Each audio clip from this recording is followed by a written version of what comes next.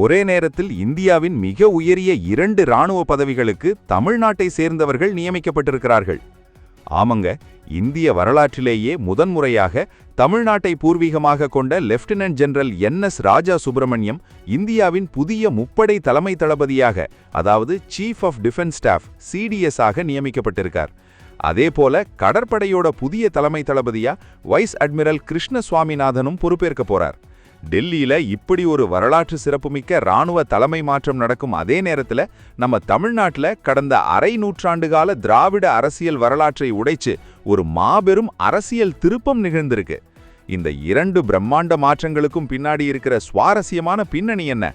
இதை பத்தி முழுசா இந்த வீடியோவில் பார்ப்போம். முதல்ல புதுசா நியமிக்கப்பட்டிருக்கிற முப்படை தலைமை தளபதி லெப்டினன்ட் ஜெனரல் NS ராஜா சுப்பிரமணியனை பத்தி பார்ப்போம். தமிழ்நாட்டை சேர்ந்த ஒரு நடுத்தர குடும்பத்தில் பிறந்து தன்னோட உழைப்பால இந்த உன்னத நிலையை அடைஞ்சிருக்கார்.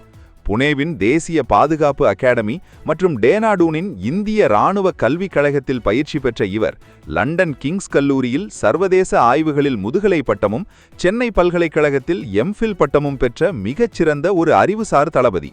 1985இல் கார்வால் ரைஃபிள்ஸ் பிரிவில் அதிகாரியாக சேர்ந்து வடகிழக்கு எல்லைகள், ஜம்மு காஷ்மீர் மற்றும் சீனாவுடனான எல்லைப் பகுதிகள் என 39 ஆண்டுகளுக்கும் மேலாக களப்பணியாற்றிய அனுபவம் இவருக்கு இருக்கு. இதனாலதான் இந்தியாவின் மிக உயரிய முப்படை தளபதி பொறுப்பு இவருக்கு தேடி வந்திருக்கு. அதேபோல கடற்படை தளபதியா பொறுப்பேற்க போற வைஸ் அட்மிரல் கிருஷ்ண சுவாமிநாதனும் ஒரு கல்வியியல் மேதை. இவர் தகவல் தொடர்பு மற்றும் மின்னணு போர் முறையில், அதாவது எலக்ட்ரானிக் வார்ஃபேர் துறையில நிபுணத்துவம் பெற்றவர். JNUவில் BSc, கொச்சியில் MSc, லண்டனில் MA, மும்பை பல்கலைக்கழகத்தில் சர்வதேச ஆய்வுகளில் PhD என மிக நீண்ட கல்வி பின்னணி இவருக்கு இருக்கு. இந்தியாவின் முன்னணி விமானந்தாங்கி கப்பலான INS விக்ரமாதித்யாவை இயக்கிய அனுபவமும் இவருக்கு இருக்கு. இந்த 2 நியமனங்களும் வெறுமனே ஒரு சாதாரண நிர்வாக மாற்றம் கிடையாது. இங்கதான் முக்கியமான ஒரு வியூகம் இருக்கு. அதுதான் தியேட்டரைசேஷன், அதாவது தனித்தனியா செயல்படும் இராணுவம், கடற்படை மற்றும் விமானப்படையை ஒன்றிணைச்சு ஒற்றை கட்டுப்பாட்டுக்குள் கொண்டு வர்றதுதான் இவங்களோட முக்கியமான வேலை. சரி, இப்போ ஒரு முக்கியமான கேள்வி எழலாம். முப்படைகளை ஏன் இப்போ அவசரமா ஒருங்கிணைக்கணும்? இதோட பின்னணி என்ன?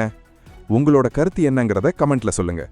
இதன் பின்னணியை நாம புரிஞ்சுக்கணும்னா 2025 மே மாசம் நடந்த ஆபரேஷன் சிந்தூர் இராணுவ நடவடிக்கையை பார்க்கணும். காஷ்மீரில் பயங்கரவாதிகள் நடத்திய கொடூர தாக்குதலுக்கு பதிலடியாக வெறும் 25 நிமிடங்களில் பாகிஸ்தான் ஆக்கிரமிப்பு பகுதியில் இருந்த 9 முக்கிய பயங்கரவாத முகாம்களை இந்திய முப்படைகளும் இணைந்து துல்லியமாக தாக்கி அழித்தன. இதுதான் அணு ஆயுதம் கொண்ட 2 நாடுகளுக்கிடையே நடந்த முதல் ட்ரோன் போர். இந்த தாக்குதலின் போதுதான் முப்படைகளும் ஒரே மைய கட்டுப்பாட்டில் இருந்து அதிவேகமா முடிவெடுக்க வேண்டிய கட்டாயம் இந்தியாவுக்கு தெளிவாக புரிஞ்சது.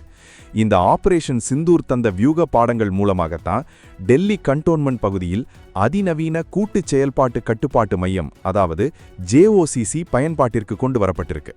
இதன் மூலமா இந்தியாவின் எல்லையில நடக்கிற இராணுவ நகர்வுகளை ஒரே திரையில பார்த்து முப்படையினரும் ஒருங்கிணைந்து செயல்பட முடியும். இதற்காகத்தான் நமது நாட்டின் ஒட்டுமொத்த புவியியல் அமைப்பும் வடக்கு, மேற்கு, கடல்சார் என 3 முக்கிய தியேட்டர் கமாண்டுகளாக பிரிக்கப்பட உத்தேசிக்கப்பட்டுள்ளது. இதற்கு ஏற்ப இந்த 2026-27 பட்ஜெட்டில் பாதுகாப்புத்துறைக்கு இதுவரை இல்லாத அளவாக 7.84 லட்சம் கோடி ஒதுக்கப்பட்டிருப்பது குறிப்பிடத்தக்கது. இந்த நவீனமயமாக்கல் ஒருபுறம் இந்தியாவின் எல்லையை காத்துக்கொண்டிருக்கும் வேளையில், மறுபுறம் தமிழ்நாட்டின் உள்நாட்டு அரசியலில் கடந்த 2026 சட்டமன்ற தேர்தலில் ஒரு மாபெரும் திருப்பம் ஏற்பட்டிருக்கிறது. ஆமாங்க, அண்மையில் நடந்த 2026 தமிழ்நாடு சட்டமன்ற தேர்தலில் நடிகர் விஜய் தலைமையிலான தமிழக வெற்றிக் கழகம் தனது முதல் தேர்தலிலேயே 108 இடங்களை கைப்பற்றி தனிப்பெரும் கட்சியாக உருவெடுத்து புதிய சாதனை படைச்சிருக்கு. ஆட்சி அமைக்க தேவையான 118 இடங்களை எட்ட காங்கிரஸ் மற்றும் இடதுசாரி கட்சிகளின் ஆதரவை பெற்று மே 10 அன்று விஜய் தமிழ்நாட்டின் புதிய முதலமைச்சராக பதவியேற்க உள்ளார். டெல்லியில இந்தியாவின் எல்லையை காக்கும் உச்சபட்ச இராணுவ பதவிகளில் 2 தமிழர்கள் பொறுப்பேற்கும் இதே வேளையில் தமிழகத்தின் மாநில ஆட்சி அதிகாரத்திலும் ஒரு புதிய இளந்தலைமுறை தலைவர் பொறுப்பேற்கிறார்.